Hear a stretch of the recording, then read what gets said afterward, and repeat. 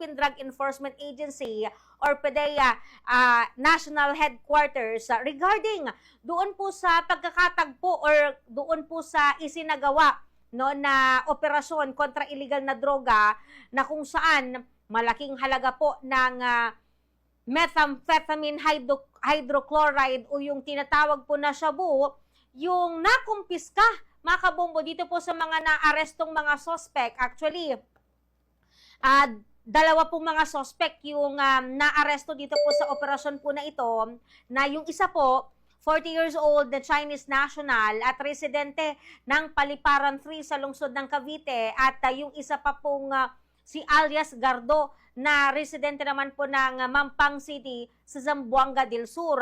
And sa panayam po natin dito po kay Attorney Frederick Joseph Calulot, mga kabombo, ang tagapagsalita no, ng naturang ahensya ay nagpapatuloy yung kanilang investigation, especially doon po sa mga nahuling mga suspect kasi alam ninyo, hindi biro yung halaga ng nakumpiska dito po sa mga suspect po na ito, dito po sa ating probinsya po ng Pangasinan. Kahapon po yan ng hapon, dyan po sa may bayan po ng Abugalyon, mga kabombo, na kung saan, yun nga, nasa 850 million pesos na halaga po ng ipinagbabawal po na droga yung nakumpiska ng naturang ahensya, mga kabombo. And nagtitimbang po ito sa 125 kilograms na nakalagay po sa loob ng plastic tea bags. And natanong din po natin kasi syempre hindi biro yung halaga na dinala or nakumpiska dito po sa mga suspect na ito. Actually sa highway pa po yan, kung makikita nyo po sa ating Facebook Live. Hapon isinagawa, actually mga alas 2 around 2 p.m. yung isinagawang operation po dyan, pero kanina doon sa ibang part ng ating video, madilim na po yung ito pong gabi na, pero hindi pa rin po natatapos sa sasagawa po ng inventory ang mga kinaukulang ahensya sa dami nga. Imagine po ninyo, 850 million pesos na halaga po ng ipinagbabawal po na droga itong shabu, yung nakumpiska po sa mga suspect. So narito po ating pakinggan itong unang bahagi ng ating panayam kay Attorney Joseph Calulong, mga kabombo o Calulot, ang siyang tagapagsalita ng Philippine Drug Enforcement Agency Central Office. At tama ako dyan, Bombo. Kahapon nga ako, nagkaroon tayo ng buy-bust operation dyan sa may bandang Pangasinan, kung saan may naaresto po tayong dalawang individual na nagbenta ho ng hinihingalaang shabu sa ating mga operatiba. And because of that operation, we were able to seize and confiscate more or less 125 kilos of suspected shabu. So, yan po yung sa may parteng Olongapo, Bugalyon Road po na nangyari. Yung po, Bombo, yung halaga nung nakumpiska kahapon, that's around 850 million pesos.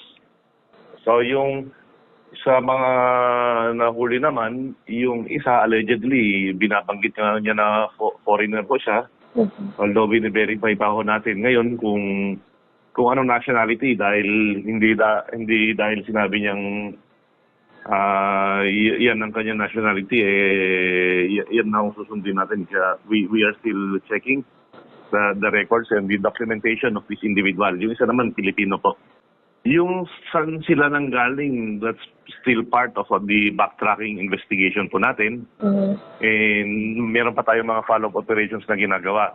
Although itong mga individual na ito, itong dalawang ito, sila ho yung source ng mga ibang nakukuha ho natin or naaresto na mga individual na nagbebenta ho ng mga bulto-bultohang volume ng shabu.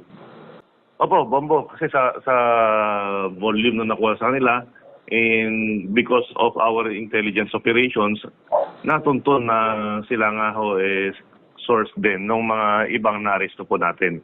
Ngayon, ang chine-check po natin through our backtracking investigation is kung saan naman ho nila nakuha itong mga pinapasa nila sa mga iba't ibang drug personalities dito sa ating bansa.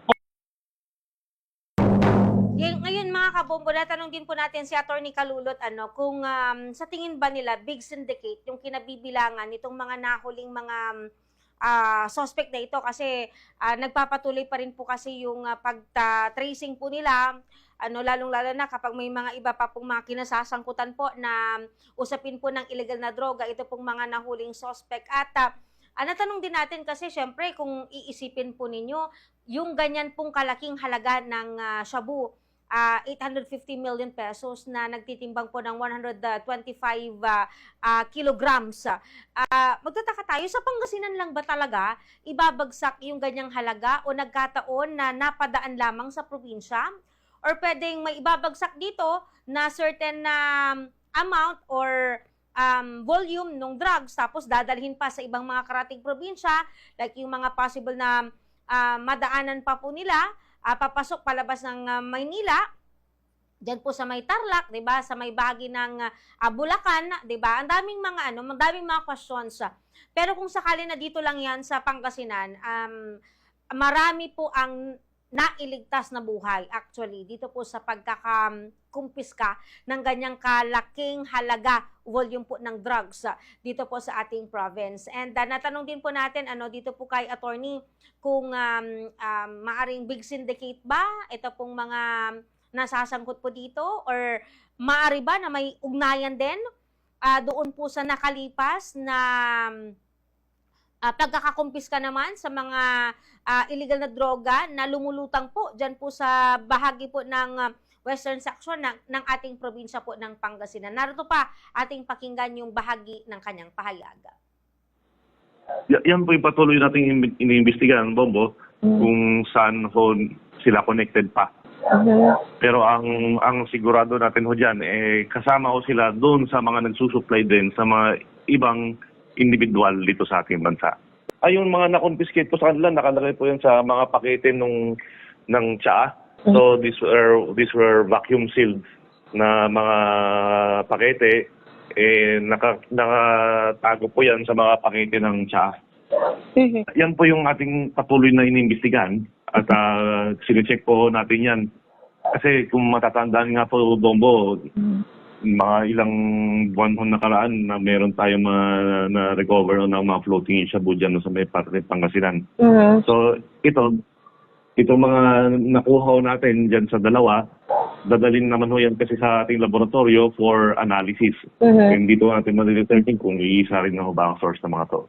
Yan din hong sinecheck po natin ngayon. Pero kung sa ganun kasi karami, that's 125 kilos, parang masyadong marami yan kumpara dyan sa probinsya ng Pangasinan. So, patuloy naman ho yung ating investigation na ginagawa.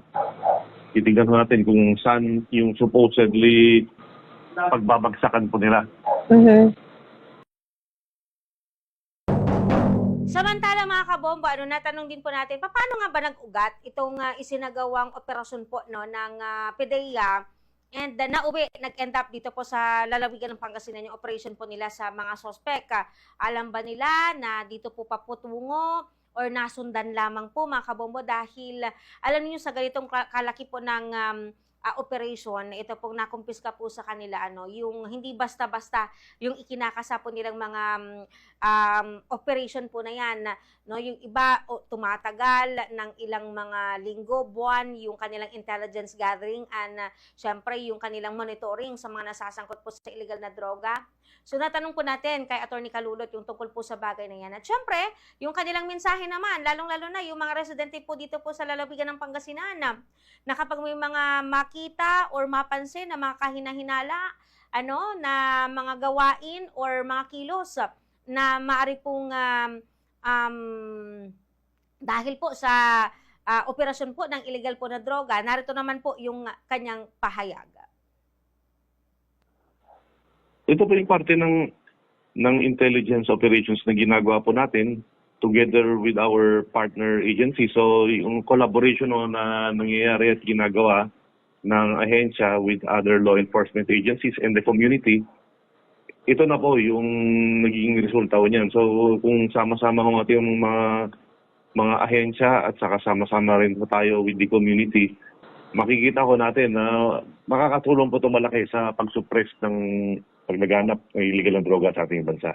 Siguro lang, Bongbong, panawagan na po natin sa mga kababayan natin yan sa Pangasinan na kung meron o silang napapansin na kahina-hinalang activity dyan po sa kanilang lugar, huwag po silang matakot na lumapit sa pinakamalapit na PIDEA or pinakamalapit na hintilan ng pulis para magbigyan ho ng tamang aksyon, ma-verify yung i-report ho nila sa atin.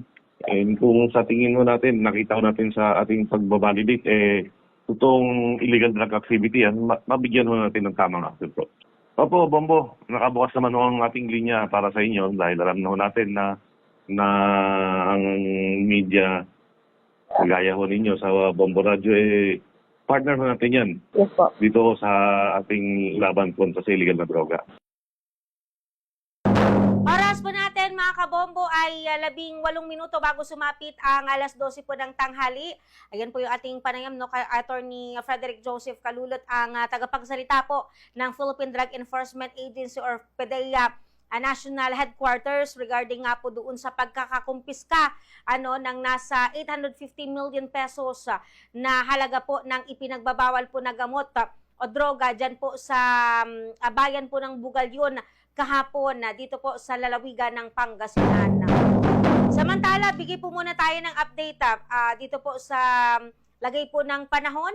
Ito pong sama ng panahon na si Paulo o ito pong si Typhoon na tropical cyclone na Paulo, mga kabombo, na nag-intensify pa po into typhoon at naglandfall po over Dinapigue, Isabela. Ang kasalukuyan po niyang lokasyon diyan po sa may barangay San Guillermo, Isabela, na kung saan ang dala po lakas ng hangin nasa 100 kilometers per hour at may bugsong 215 kilometers per hour. At ang galaw po nito, northwestward at 25 kilometers per hour. Mamaya kung ano po yung mga lugar pa na isinailalim under tropical cyclone wind signal, ating malalaman makalipas lamang po ang